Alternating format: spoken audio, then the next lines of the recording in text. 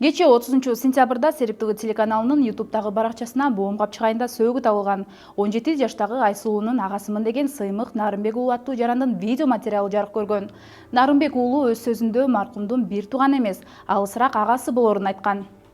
Карындашым үй бүлөдө эң улуусу эле, 3-1 тууган эле, андан кийин инилер бар. Бүгүн Ички иштер министрлиги видеодогу жаран маркумдун тууган эмес, коомчулукту адаштырган деген маалымат таратты. Аталган окуя боюнча мен Айсулуунун эч кандай байкеси болбойм. Бул нерсени кылганымдын себеби хайп кармап, өзүмө подписчик чогултайын деген мааниде өзүмдүн СМБ кызматкеримин, ИИМ кызматкеримин деп Айсулуунун бир туугандарынан жана тааныш билиштеринен маалымат чогулткам. Сыймык Нарымбек уулунун байланыш номерин WhatsApp мессенджериндеги Бишкек шаардык ички иштер башкармалыгынын пресс-центр УПСМ по ГУВД Бишкек деп аталган группага милициянын Кайгул милиция башкармалыгынын маалымат катчысы Надырбек Жусупов салган. Экранда Жусуповдун резонанс жасоо керек. Бул маркумдун агасынын номери.